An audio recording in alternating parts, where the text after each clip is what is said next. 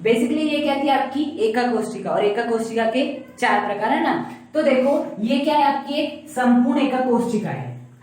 अब देखना यहाँ पर कितने कण है, 1 2 3 4 5 6 7 और आपका शायद एक कितना बोल गया 8। इस प्रकार से कितने कण हो गए, 8 कण हो गए। अब देखना ये जो 8 कण है ना वो पूरी तरह से अंदर नहीं है, 8 कण पूरी तरह से अंदर नहीं है, केवल इतना भाग, इस गोले का केवल इतना भाग अंदर है, इस गोले का भी केवल इतना भाग अंदर है, इस गोले का भी केवल इतना भाग अंदर है, बाकी भाग कहाँ है, बाहर है। मतलब कि हम ऐसा बोल सकते कि आपकी कोई भी एका कोशिका हो, कोई भी एका कोशिका हो, उसमें कोई भी कण रहता है, उसका पूरा का पूरा भाग उसी एका कोशिका में नहीं रहता, कुछ भाग अन्य को एका कोशिका में भी होता है। ये हो गई पहली एका कोशिका, इसके बाद होगी आपकी दूसरी एका कोशिका, इसके ऊपर और एक, इसके ऊपर यहाँ और इसके इधर यहाँ पर, है ना। तो ये बेसिकली इस गोले का कुछ भाग यहाँ पर है, इस एका कोशिका में, कुछ भाग अन्य एका कोशिका में होगा जो कि ऊपर होगी और नीचे होगी। उसी प्रकार से यहाँ पर भी इसके पास इतना सा भाग इस एका कोशिका में, बाकी भाग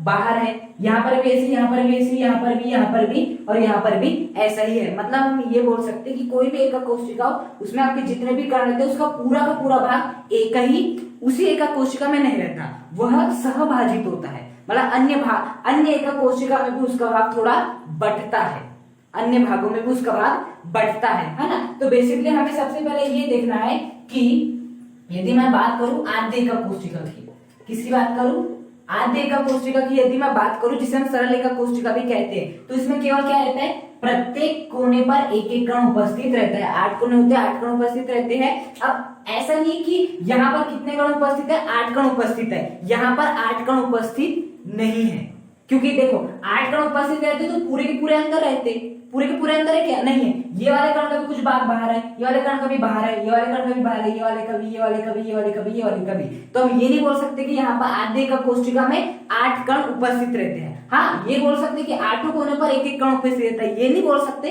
कि इसके अंदर 8 कण उपस्थित रहते हैं, है ना। तो बेसिकली हमें क्या देखना है कि कणों की व्यवस्था क्या होता है, जो हमने एका कोशिका के प्रकार देखे थे उसमें कणों की संख्या कितनी होती है, बेसिकली वो देखना है, कणों की संख्या कितनी होती है ना। बेसिकली हर कोने पे तो एक एक आपका क्या उपस्थित, कण उपस्थित है, लेकिन इसका ये मतलब नहीं कि 8 कण होते हैं आद्य एका कोशिका में, 8 कण नहीं होते, तो कितने कण होते हैं चारों एका कोशिका में, वो हम देखने वाले बेसिकली। हाँ देखना, अब सबसे पहले आद्य एका कोशिका आपकी अंत्य केंद्रित हो, अंतर केंद्रित हो, फलक केंद्रित हो। सबसे पहले इस बात को समझना कि कोने पर जो भी कण रहेगा, कोने पर जो भी आपका कण उपस्थित रहेगा, चाहे यहाँ बात करूं, यहाँ बात करूं, यहाँ पर बात करूं, यहाँ पर, यहाँ पर, यहाँ पर, कहीं भी बात करूं, और एक आपका यहाँ पर भी होगा, कहीं पर भी यदि मैं बात करूं, है ना, तो उसका पूरा पूरा भाग इस एका कोशिका में नहीं होगा। इतनी बात तो सब जानते हैं ना। हाँ, अब ऐसा फैक्ट देखा गया है, यदि आप 3D में किसी आप क्रिस्टल जालक को देखोगे तो पता है क्या देखा गया है कि ये वाला जो है ना, ये वाला जो कोने पर जो एक उपस्थित कण है, ये वाला जो एक कण उपस्थित है, ये वाला जो एक कण उपस्थित है, इसी प्रकार जितने भी कण उपस्थित है वह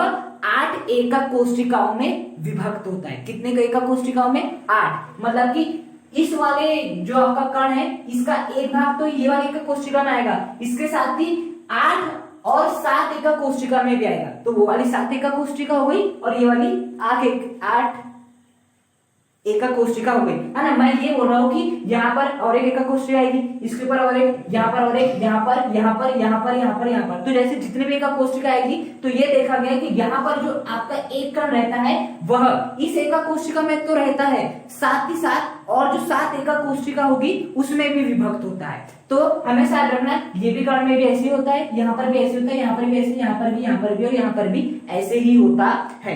तो हमेशा याद रखना कि यदि मैं बात करूं कोने पर उपस्थित कण की, कोने पर यदि कोई उसका एक कण उपस्थित है तो उसकी एका कोशिका में जो कुल भाग रहता है वो कितना रहता है, 1/8 भाग रहता है। कितना रहता है, 1/8 भाग। मतलब कि ये वाला जो कण है, ये वाला जो कण है इस एका कोशिका में इसका कितना भाग उपस्थित है, केवल 1/8 भाग उपस्थित है। अब बताओ जो दूसरी एका कोशिका होगी उसमें भी कितना होगा, 1/8, तीसरी में भी 1/8, चौथी में भी 1/8, पांचवी में भी 1/8, छठी में भी 1/8, सातवीं में भी 1/8, आठवीं में भी 1/8। तो इस प्रकार से इसके चार और क्या होगी, 8 एका कोशिका होगी। उन 8 एका कोशिकाओं में देखो ये तो पहली एका कोशिका, पहली एका कोशिका में ये वाला जो कण है वो कितना भाग दे रहा है, केवल 1/8। ये जो भाग है ना वो 1/8 भाग है। यही वाला कण किसी दूसरी एका कोशिका में 1/8 भाग, किसी और एका कोशिका में 1/8 भाग, ऐसे 8 एका कोशिका में 1/8 भाग देगा। तो सबको जोड़ोगे, बताओ सबका एलसीएम कितना आ जाएगा? 8। अब सब जुड़ जाएंगे 1 2 3 4 5 6 7 8, क्योंकि हर समान है तो 8/8 क्या हो जाएगा? 1। तो बताओ ये वाला जो आपका कण था एक आ गया, मतलब जो हमारा एक कण लिए थे वो सिद्ध हो गया। तो हम ये बोल सकते हैं कि कोने पर जो आपका एक कण उपस्थित रहता है उसमें उसका एका कोशिका में कितना भाग रहता है? केवल 1/8 भाग रहता है, और बाकी 1/8 भाग कहाँ रहता है? 7 एका कोशिकाओं में होता है। बेसिकली इतनी बात समझ में आती है कि यदि आपका कोई कण उपस्थित है, हम इस कण की भी बात करें तो इस कण का केवल 1/8वां हिस्सा, कितना? 1/8वां हिस्सा ये होगा इसका 1/8वां हिस्सा।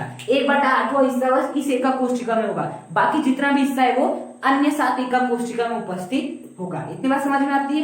हाँ, तो हम ये बोल सकते हैं कि कोने पर, यदि कोने पर कोई भी कण उपस्थित है तो उसका एक एका कोशिका में, केवल एक एका कोशिका में उसका योगदान कितना रहता है? 1/8 रहता है। कोने पर यदि आपका एक कण उपस्थित है तो एक एका कोशिका में उसका योगदान केवल कितना रहता है? 1/8 रहता है। जैसे कि आपने मान लो 200 रुपए के टीचर डे में पार्टी करना चाहते हो ना, तो एक का योगदान, मान लो 10 बच्चे, तो एक का योगदान कितना हो जाएगा? ऑब्वियसली होता है 20 रुपए। एक का योगदान कितना हो जाएगा? 20 रुपए। उसी प्रकार से आप समझ लो कि यहाँ पर कितनी, इसके चारों ओर 8 एका कोशिका है, तो इस कण उन 8 से मिल रहा है, तो इसका एक एका कोशिका में कितना योगदान हो जाएगा? 1/8, और बाकी में कितना हो जाएगा? 1/8 1/8 1/8 1/8, ऐसा 7 एका कोशिकाओं में। तो कुल मिला के आपका एक कण हो जाएगा एक कण। तो ऐसा बोल सकते हो कि यदि कोने पर एक कण आपका उपस्थित है तो उसका एक एका कोशिका में केवल कितना भाग रहता है? 1/8 भाग रहता है, बाकी कुछ नहीं रहता उसका।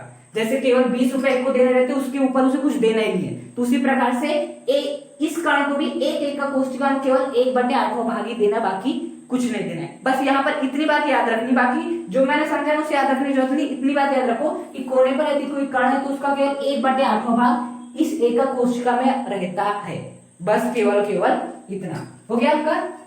अब बात आती है कि यदि कोई कण कहां पर उपस्थित रहता है? फलक पर उपस्थित रहता है। कहां पर रहता है? फलक पर उपस्थित रहता है। तो वो हम देखेंगे। देखो यदि आपका एक क्या है, यहाँ पर एक फलक उपस्थित है फलक, उस फलक के केंद्र पर क्या है? कण उपस्थित है। तो ऐसा पाया गया कि वो जो कण होता है ना, वो ऐसा नहीं कि पूरा का पूरा कहाँ रहता है? इसी एका कोशिका में रहता है। वो पता है कितने एका कोशिका में रहता है? 2 एका कोशिका में रहता है। देखो ये पहले एका कोशिका, इसके बाद दूसरी एका कोशिका हो गई। अब बताओ इन दोनों एका कोशिकाओं के बीच में क्या होगा? एक कण होगा। तो बताओ ये वाला एक कण कितने भागों में विभक्त हो गया?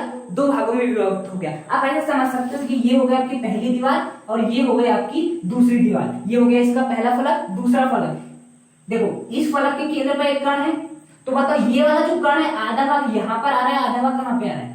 यहाँ पर आ रहा है। इसका मतलब बोल सकते हैं कि यदि आपका कोई भी कण कहाँ पे होगा? आपके फलक के केंद्र पर होगा, तो एक एका कोशिका में उसका योगदान केवल कितना होगा? 1/2 होगा। जैसे कि आप देख सकते हो ये पूरा हो गया एक, इसका 1/2, इसका 1/2, 1/2 प्लस 1/2 कितना होता है? 1 होता है, जो कि हमारा आ चुका है। तो आप ऐसे समझ सकते हो यदि फलक पर यदि कोई कण उपस्थित है तो उसका एक एका कोशिका में योगदान केवल कितना होता है? 1/2 ही होता है।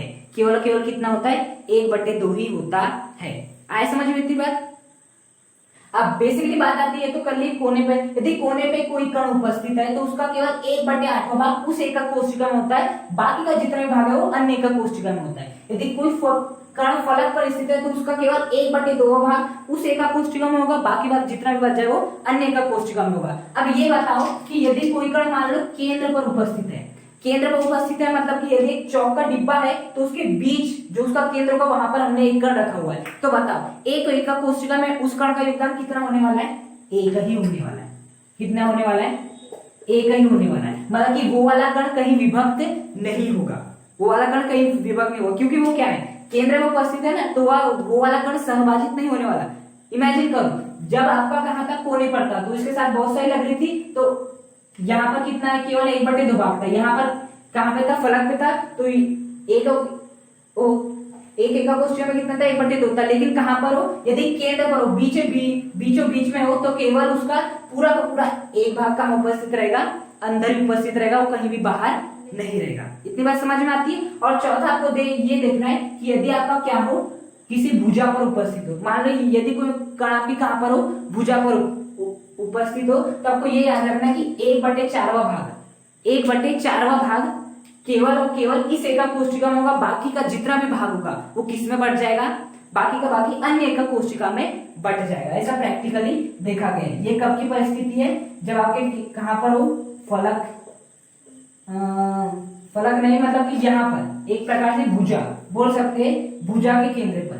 यदि भुजा के केंद्र पर यदि कोई कण उपस्थित है तो केवल केवल उसका 1/4 भाग इसके अंदर रहता है, बाकी का जितना भाग है वो कहाँ रहता है, इसके बाहर रहता है ना। तो बेसिकली हमें क्या देखना है कि मैंने ये बताया कि आपके व्यवस्था के आधार पे 4 प्रकार की होती है। अब जितने भी कण रहते हैं वो ऐसा नहीं कि पूरे के पूरे कण एक एकक कोशिका में हो गए तो हो गए, ऐसा नहीं होता।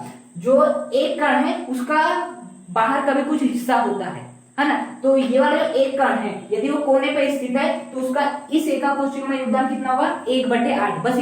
बस इतना बात याद रखो कि ये यदि कोई कण कोने में स्थित है तो उसका इसी एकक कोशिका में जो योगदान होगा वो कितना होगा, 1/8 होगा, बाकी इससे ज्यादा नहीं होगा। जैसे आप 20 रुपए दोगे तो 20 रुपए दोगे, नहीं इससे कम नहीं इससे ज्यादा दोगे। यदि कोई कण फलक पर स्थित है तो उसका योगदान केवल कितना होने वाला है, 1/2 होने वाला है, इससे ज्यादा नहीं होने वाला है। लेकिन यदि कोई केंद्र में स्थित है तो पूरा का पूरा कहां पर है, बीचों बीच में है, तो ये तो किसी साथ विभक्त नहीं होने वाला। ये जब भी विभक्त हो सकते, देखो ये कितने भागों में विभक्त हो रहा है, 8 भागों में विभक्त हो रहा है, 7 भागों में विभक्त हो रहा है, ये अन्य 1 भाग में विभक्त हो रहा है। जब बीच वाला कहां विभक्त होगा, उसी प्रकार से जो आपका भुजा पर जो उपस्थित रहता है कण वो 4 भागों में विभक्त होता है। कितने भागों में, 4 भागों में, मतलब कि एक में उसका कितना हो जाएगा, 1/4 भाग आ जाएगा। इतनी बात समझ में आती है, बस इतना केवल याद रखो। ये 3D की चीज है, जब 3D डायग्राम देखोगे तो अच्छे से समझ में आ जाएगा, है ना।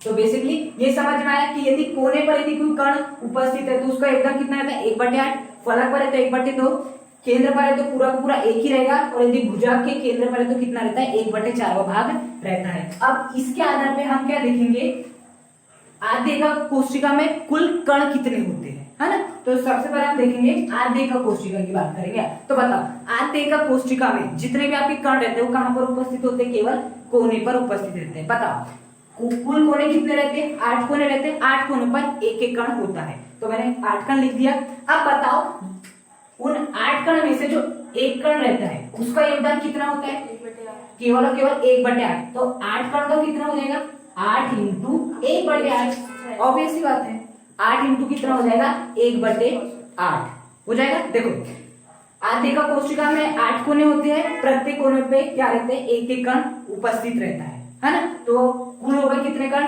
8 कण हो गए। अब एक कण का योगदान कितना रहता है, 1/8 रहता है इस एकक कोशिका में। तो 8 कण का कितना हो जाएगा, 8 × 1/8। अब इस 8 से यह क्या हो जाएगा, कैंसिल हो जाएगा। तो बेसिकली हमारा क्या आ जाएगा, आपका 1 आ जाएगा। बेसिकली क्या आ जाएगा, 1 आ जाएगा, है ना। तो हम ऐसा बोल सकते हैं कि आद्य एकक कोशिका में जो प्रभावी कण रहते हैं ना वो केवल और केवल कितने रहते हैं, 1 कण रहते हैं। केवल और केवल कितने रहते हैं, 1 कण रहते हैं। एग्जाम में कैसा पूछता है, एसएससी में उपस्थित प्रभावी कणों की संख्या लिखिए। यदि वो प्रभावी कण बोलता है आपको 1 लिखना है, लेकिन वो कणों की संख्या बोलता है तो आपको क्या लिखना है, 8 लिखना है। क्या बोलता है, 8 लिखना है। प्रभावी कण बोलता है तो 1 लिखना है ना। तो देखो बेसिकली आद्य एकक कोशिका में 8 कण रहते हैं। अब एक कण कितना रहता है इस एकक कोशिका में, 1/8। तो 8 कण कितना होगा, 8 × 1/8, तो कितना हो जाएगा, 1। अब बेसिकली दूसरी बात करेंगे हम किसकी, अंतः केंद्रित। किसकी बात करेंगे, अंतः केंद्रित। तो देखना अंतः केंद्रित में क्या हो जाएगा, अंतः केंद्रित में प्रत्येक कोने पे एक एक कण उपस्थित रहता है। हाँ, तो कोने कितने रहते हैं, 8 कोने रहते हैं, तो 8 कण होंगे, है ना। तो बताओ यदि मैं किसकी बात करूंगा, कोने की, पहले बात करूं कोने की, क्योंकि इसमें कोने में भी होते हैं, कहां पर भी होते हैं, केंद्र पर भी एक कण उपस्थित रहता है। तो बताओ कोने पे कितने कण उपस्थित रहते हैं, 8 कण, और एक कण होता है केंद्र पर। तो यहाँ पर लिख दूंगा 1। अब बताओ कोने पर जो 8 कण है उसमें जो एक कण को जो योगदान है उसी एकक कोशिका में कितना है, 1/8 है। तो 8 कण का कितना हो जाएगा, 1/8 हो जाएगा। कितना हो जाएगा, 1/8 हो जाएगा। बेसिकली देखो मैं क्या बोल रहा हूँ कि अंतः केंद्रित एकक कोशिका में कोने पर भी एक एक कण उपस्थित है, केंद्र पर भी एक एक कण उपस्थित है। तो सबसे पहले कोने को देखो, बाकी सब चीज भूल जाओ। कोने को देखो, कोने कितने हैं, 8 कोने हैं, तो कण भी कितने होंगे, 8 ही कण होंगे, है ना। तो बताओ यदि कोने पर कण है तो उसका एक एकक कोशिका में योगदान कितना रहता है, 1/8। मतलब एक कण का एक एकक कोशिका में योगदान कितना रहता है, 1/8। तो 8 का कितना होगा, और ऐसी बात है 8 × 1/8, मतलब कि कोने पर जो प्रभावी कण आ जाएंगे वो कितने आ जाएंगे, 1 आ जाएंगे, बस, है ना। उसके बाद बताओ केंद्र में यदि कोई कण उपस्थित है तो उसका पूरा का पूरा योगदान उसी एका कोशिका में होता है। तो इस एक में हमें किसी का बुरा नहीं करना है, एक को जैसे का वैसा लिख देना है। तो बताओ 1 + 1 कितना हो जाएगा आपका 2। मतलब हम ऐसा बोल सकते हैं कि अंतः केंद्रित एका कोशिका में प्रभावी कणों की संख्या कितनी होती है, 2 होती है। बेसिकली क्वेश्चन एग्जाम में पूछेगा बीसीसी में प्रभावी कणों की संख्या लिखिए, तो कितनी होती है आपकी 2 होती है। बेसिकली मैं ये कह रहा हूँ कोने पर भी उपस्थित है, केंद्र पर भी उपस्थित है, तो कोने में जितने कण होंगे प्लस केंद्र में जितने कण होंगे। अब कोने में कितने कण है, 8 कण है, लेकिन एक कण का योगदान इसी एका कोशिका में कितना है, 1/8 है। जैसे कि 1 पेन की कीमत है 5 रुपए, जितने की चाय निकालना चाहो तो 8 एक कण की, किसकी, एक कण का योगदान कितना है, 1/8 है, तो 8 कण का कितना मिलेगा, 8 गुना 1/8। जैसे एक पेन की कीमत 5 रुपए, जितने पेन की निकालना चाहो बस गुना करना है। वैसे एक कण का योगदान एक एका कोशिका में कितना है, 1/8 है। आप 8 कण का निकालना चाहते हो तो 8 गुना 1/8 कर दो, कितना निकल जाएगा 1। और केंद्र में तो एक ही का योगदान रहता है, तो 1 + 1 कितना हो जाता है आपका 2 हो जाता है। तो बेसिकली अंतः केंद्रित में जो कण रहते हैं वो कितने रहते हैं आपके, 2 रहते हैं, प्रभावी कण, है ना, कण नहीं प्रभावी कण। तीसरा क्या आता है आपका, फलक केंद्रित एका कोशिका। क्या आता है, फलक केंद्रित। तो देखो फलक केंद्रित में क्या होता है, पहली बात तो 8 कोनों पर एक एक कण उपस्थित रहता है। तो पहले हम किसकी बात करेंगे, कोने की बात करेंगे। कोने में कितने कण रहते हैं, 8 कण रहते हैं। उसके बाद प्रत्येक फलक के केंद्र पर भी एक एक कण उपस्थित रहता है। केंद्र की बात हम नहीं करने वाले, हम केवल किसकी बात करेंगे, फलक की बात करेंगे, है ना। तो बताओ प्रत्येक कोने पर एक एक कण उपस्थित रहता है, मतलब कि 8 कण उपस्थित रहते हैं। एक कण का योगदान एक एका कोशिका में कितना होता है, 1/8। तो 8 का कितना हो जाएगा, 8 गुना 1/8, जो कि कितना हो जाएगा, 1 हो जाएगा। हाँ, अब बताओ आपकी कुल फलकें कितनी होती है, 6। तो प्रत्येक फलक के केंद्र पर एक एक कण उपस्थित रहता है, मतलब फलकों पर कुल कितने कण उपस्थित रहते हैं, 6 कण।